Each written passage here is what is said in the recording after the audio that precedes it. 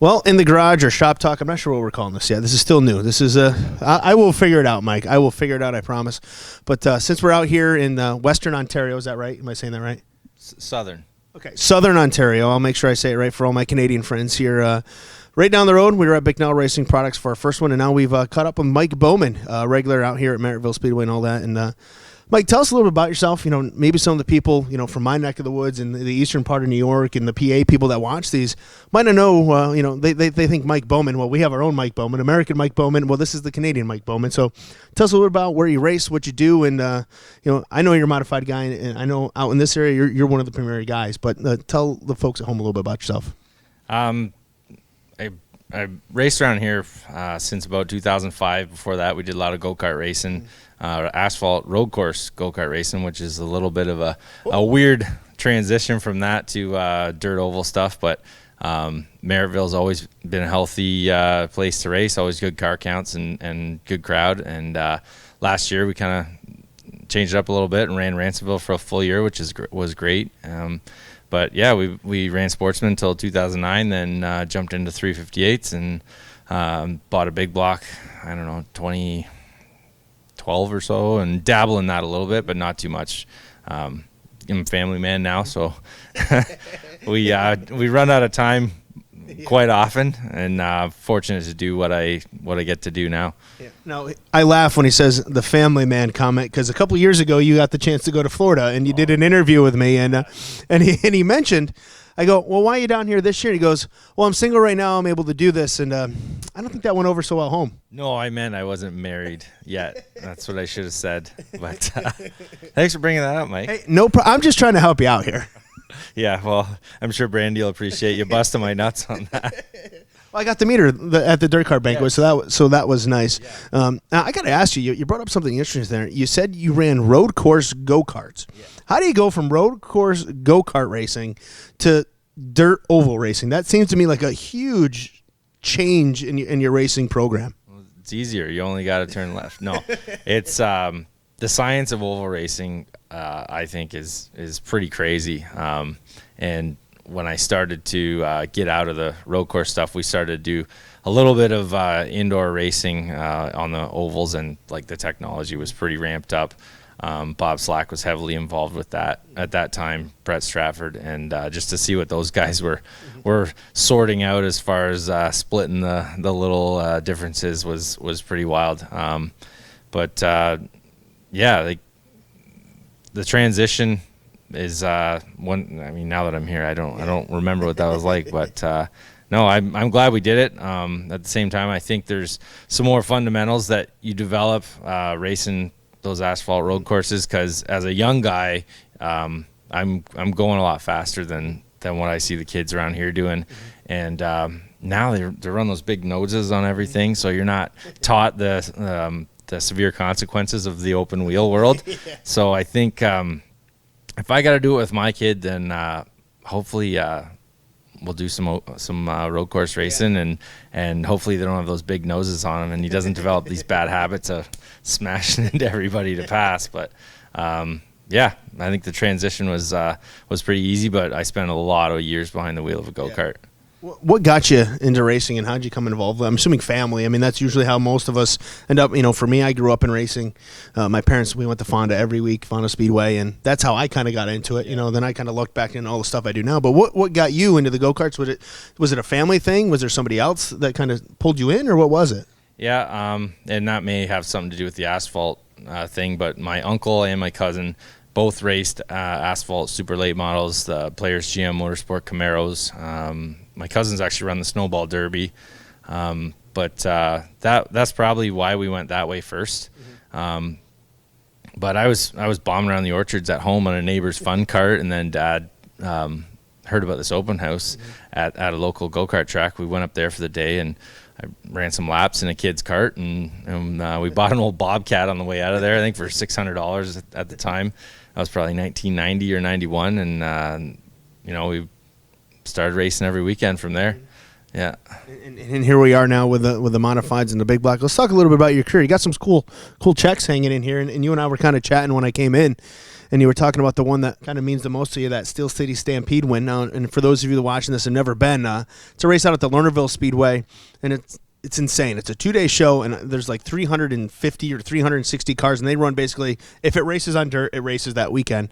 And you know, the big block modifieds are a part of that. And you went in there, and did something that a lot of people today would like to do, and you beat the guy that was stomping on everybody that year at Lernerville, which was Matt Williamson. So, who's he, right? You know, but that's quite the accomplishment. And you know, I think you were saying that to you, that means a lot, and one of your favorite wins. Yeah. We weren't planning on going, you know, and he's busting my chops. You know, just come. So I followed him down there, and you know, met the King boys, great guys to party with. Be careful when you party with them. You better bring your A game. Oh yeah, we got quite the A game, trust me. But yeah, we burned some campers and some boats. You know what it's like. The one camper was burning, and then I spotted a propane tank, and I'm like, oh man, time to go to bed. Yeah. Just throw one more can of brake cleaner in there, and then let's go. But no, it was a hell of a weekend. Welded the car back together in the shed out front. You know, the officials there, we told him, we're like, the frame's broke, you know, what do we do? Follow me, you know. He had an old arc welder out there, and we welded that thing up and won the feature. And it was a epic battle with Matt, like slide job city, and missed a couple lap cars while we were doing all that. But yeah, it was wild. Never expected to just show up and win, especially he'd been there all year, won the title, and I don't know, Lord knows how many races. Yeah, multiple races, multiple track championships there at Lernerville. I think the other one that caught me off guard here in your shop, which I think is awesome, is your win in the Super Dirt Car Series race back, 2012. I'm just going to cheat and look at the sign because it's there, but the check. But that's pretty cool. I mean, there's a lot of guys that have tried and win a Super Dirt Car Series race, and you can say, hey, I did it, and you beat, obviously, the best. Yeah, it was a nerve-wracking race. We started on the pole, and I'd only been running modifieds for like 3 years at the time, and had Matt Shepard chasing me, and I survived I don't know how many restarts, man. It was pretty nerve-wracking, but you know, get going and put in a couple hard laps, and then he'd start giving me the gap signals with the flags, and I'd settle in and run about 95%, so I didn't make any stupid mistakes, and we came away with the win, which was huge. Now let's have a little conversation. You know, you mentioned beating Matt Shepard. There's some controversy in your career. I think this is the favorite story, you know, that everybody always asks you about. The night you were accused of the traction control at Merrittville, you know, that's something that we probably should bring up, you know, because again, it's a story out here that's legendary, you know, and obviously you weren't, you know, you were able to do it, but talk about that night and what happened that night, you know, for those that have heard the story but may not know all the details of what transpired, and at the end, you know, you were vindicated. Yeah. So the week before, we'd come from the back to like fourth, and we weren't done passing cars at the flag, and they took my box, and I think there was a tire test or something at Canandaigua on the Wednesday. So my box was supposedly going to Canandaigua to get tested. So years later, I've pieced the story together, and the box never really ended up going to Canandaigua because I'm pretty good friends now with one of the guys that was at Dirt at the time. So anyway, the box went away, and of course nobody could make it do anything different. So it was returned to me. Well, the next week we won from like, I don't know, it was like outside the top 10 for sure, and won in pretty dominating fashion, and finished up on the scales there and come around into tech, and Rich Lemieux, he says, well, I got out of the car, I was sitting down, Rich Lemieux says to me, he says, you good? I said, yeah, I'm good. He says, we're taking the whole car. What do you say when a guy says he's taking the whole race car? I said, where are you taking it? I said, you're not taking it to Bicknell's because he just raced, right? So I don't know, it was kind of a blur then, lots of shouting and everything, because, I mean, we just wanted to be treated fair, and so then somebody suggested I run in the 42 and go make the same noise in the 42. So then I said, fine, let's do it, right? So we get down there, and I want my carburetor on there. I want my throttle springs on there, right? You want to do an experiment, let's control the variables. Right. So they agreed. So we started putting all that stuff together, go out there and make the noise. Tom Beals comes on the back straightaway. He says, they want the transponder on. You have to make sure you're not sandbagging. Okay, put the transponder on. So went out there and went around, made the noise some more, and came in pit road, got out, did a bow, and one of my buddies yelled, "What's next? A piss test?" T-Mac, I think it was. But it was a fun night, and I knew we were good, and we were having fun with it. Right. But nobody else was having any fun. Well, what can you do in that situation? You know, and again, if you know you're legal, at that point it doesn't matter. Yeah. You know, you're fine. You're not worried about it. You're not. Go ahead, tear it apart. Do what you got to do. Yep, exactly. You know, it sucks. I was telling you, I got to buy my own rev boxes now. For a while there, we were just getting free ones because I kept cutting them up. But no, it's all good. I think they know now we're here to stay, and we're gonna continue to be a pain in the ass and run at the front. Now, you're a weekly racer. You know, you race a couple nights a week. You know, are we going to see that same kind of schedule again? Ransomville, Merrittville, weekly. You know, and again, you know, we'll show you some of the shop here as we sit and talk. And you know, how hard is it to be the weekly racer? And you look at the guys you're racing against. I mean, you race against Eric Rudolph. You know, you're racing against Maddie. I mean, you guys can't get away from each other. You know, especially on Friday nights at Ransomville. How tough is that for the weekly racer, racing against guys that are, you know, off on the road all the time? You know, and I think we were joking earlier, and you said, you know, I'm like kind of the next guy, but I'm kind of overshadowed by what those guys are able to do because they're always on the road and everybody gets to know them. Yeah, it's definitely tough racing in their shadow. Like, I don't know how many wins are like right there this year, and you get a late caution or just circumstances, lap cars hold you up, whatever. It's, you know, when you're not in the seat, like as much as those guys, you're at a disadvantage. And for me to get in the seat 30 times and have 2 kids under 2 is really good. So I can't tell you what I'm going to do this year because I haven't discussed it totally with Brandy yet. So you do not want this to be the first time she hears about what you want to do this year? Yeah. Okay. I don't want to do that again, remember? Oh, yeah, we learned that lesson the first time. No more surprising Brandy on Dirt Track Digest. I think we'll I'll discuss it at home and we'll figure it out from there. That's great. Ideally, if Mike Bowman could do anything in racing, and he had the chance to go race wherever you want, whatever division, you know, and travel and do whatever, what would you want to do in racing that you haven't been able to do, you know, being a guy that runs out here in this area, you know, running, again, Ransomville, Merrittville? Like anything in the world? Sure, any kind of racing you want. I mean, let's talk modifieds first, and then if there's something else, what would you want to do? I'd say I'd definitely like to drive an Indy car. Yeah. I think that'd be pretty cool. That's something like I've always sort of looked up to since I was a kid. But realistically, yeah, I think if circumstances were right, I'd like to run the Super Dirt Car Series Tour. Yeah. What race out here or in general that you haven't won, or you can even say Super Dirt Week if you want, but what race would mean the most to you if you were able to win it?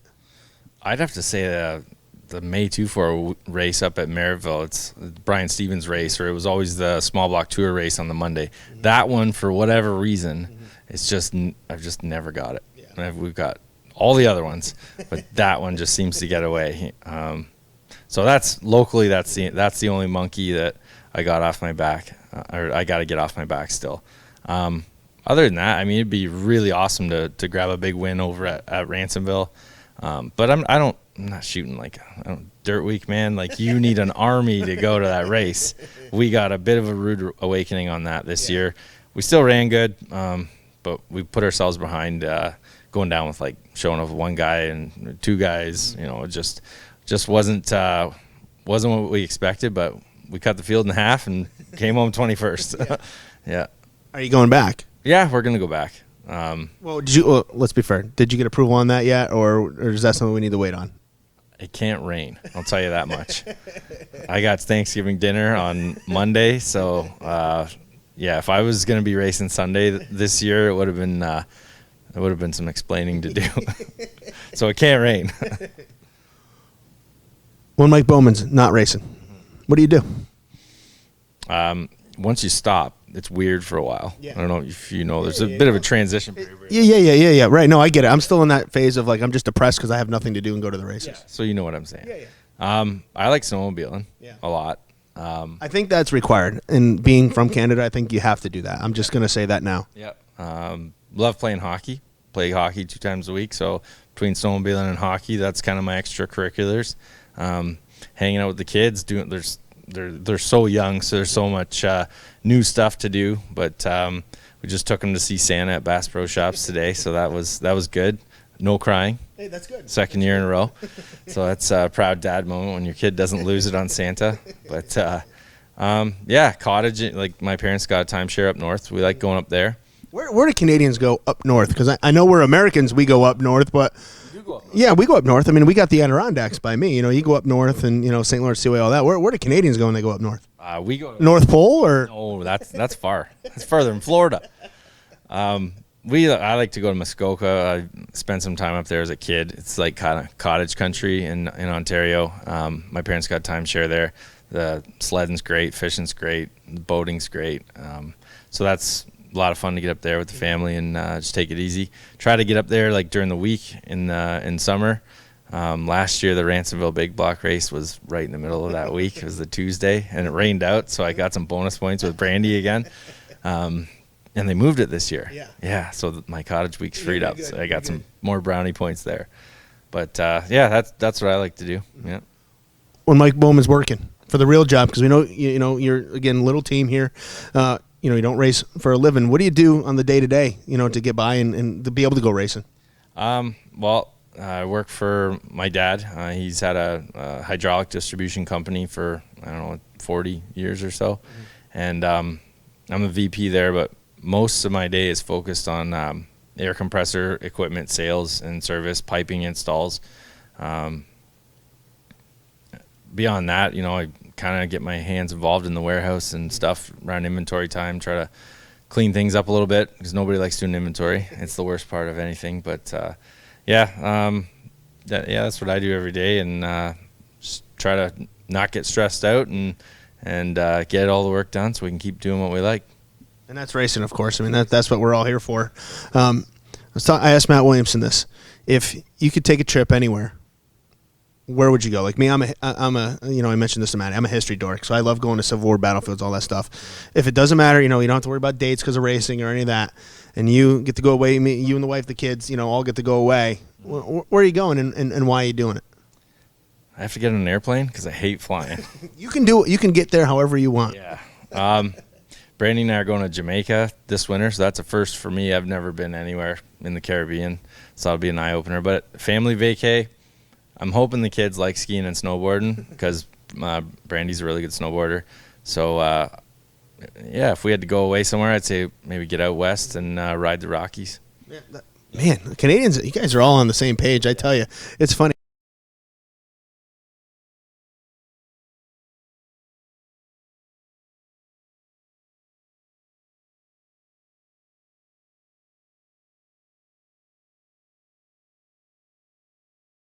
I think I saw a video. Was it you put the video up the other day on your Facebook page? You pulling the kids around on an old sled? Was that you that I saw that? Yeah. I got a 71 cruiser, snow cruiser, and a nice matching fiberglass sleigh. So it's a good time. Okay, let's get into the Canadian stuff here now. I asked Maddie. Maple Leafs, which I already know this, but yeah. Montreal or Ottawa. Look, you're all Canadians to me, all right? And I think most people just look at me and, and all the Canadians now are going to hate me for that, but I thought it was funny. The Habs. Habs? That's what we call the Montreal Canadiens. Okay. Les Habitants in French. Sure. But, yeah, me and Maddie were anti-Habs. Yeah. We beat up on Anthony Macri quite a bit. I don't know if you follow any of that. Yeah, we give it to him pretty good. But we got another 2 points today, which is good. Beat the Canes. Yeah. So, yeah. That's Maple Leafs for those people. Yeah, that was a big comeback for them today. All right, next question. Yeah. Bud Light, Blue Light, Molson Canadian. Bud Light. Do you guys in this country even drink your own beer? I like lager. And Molson Canadian is a lager. Yeah. But can't do it. I'm a craft beer guy too. I like my craft beers. But if we're just drinking good old beer, then Bud Light it is. I love that you put beer on that. All right, now tonight I'm staying out here. We got a couple hours before this hockey league starts tonight. Oh. What can I expect from Mike Bowman at hockey? Not a lot. One step up from Bambi on skates. Matt's not going to make it. He's not sure. He said he had a birthday party, so he's going to try, but who knows? I gave him a bunch of grief, so I tried. Yeah. Well, I got inside info on when the birthday party's ending, so if he has time, he'll be there. Oh, he'll be there. Yeah. I don't expect too much. I took a hard digger on Friday night, so I'm still feeling that. It sucks getting old, doesn't it? Yeah, I'll glide around out there and hopefully get some good passes and maybe put a couple in the net. Now, this is a racing league from right here, so a lot of you guys, this is something else you guys out here. I mean, obviously, Canadians. I mean, you guys live, eat, sleep, breathe hockey. Yeah. So it caught me off guard when him and I were talking about this, and he was like, "Yeah, all of us racing guys play in this hockey league," and I'm like, "Racing guys play hockey in a hockey league? I thought that's all you guys only worked on race cars, but obviously not." Yeah, no. Clinton Jeffrey should be there. Is he coming? Have you talked to him? He was coming. So Clinton, there's a bunch of guys that are involved with the sprint deal up at Oshwegan. They'll be there. My cousin will be there. He races asphalt super late model. So they're Bobby Davidson, his family owns Humberstone. Dylan Davidson, sportsman runner. Cody McPherson. So wait to see him go. It is going to be a who's who of the Southern Ontario hockey, racing and hockey community combined tonight. And we'll end with this. One last meal. What's it going to be? Don't even want to think about it. Well, if you had to. Steak. I like that answer. That's a good answer. What cut? Do you have a specific cut, or are we talking just plain Jane steak? Gotta be a filet mignon, man. All right, man. That works for me. All right, thanks. Yeah. So that's Mike Bowman, regular out here at Merrittville, Ransomville Speedways in 2019. We're not sure what he's doing in 2020. He's got to get it approved first, but hopefully he'll take care of that soon. But I want to thank Mike for his time and coming out here and checking out his shop. And again, thanks for checking out Dirt Track Digest and our In the Garage segments here during the wintertime.